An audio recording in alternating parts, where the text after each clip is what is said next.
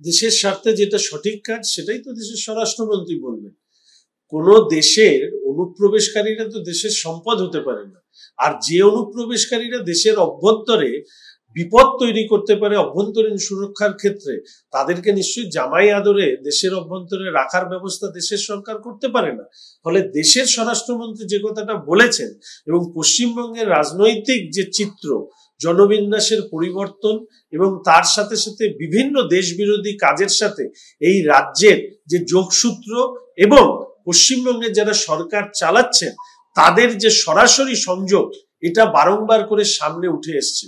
ফলে দেশের স্বরাষ্ট্রমন্ত্রী যে কথা বলেছেন তার সাথে মমতা ব্যানার্জি সরকার এবং এই রাজ্যের বর্তমান পরিস্থিতি মিলে যাওয়াটা নিশ্চিতভাবে আমি বলবো যে কাকতলীয় নয়, বরঞ্চ এটাই বাস্তব, এটা আমি মনে করি।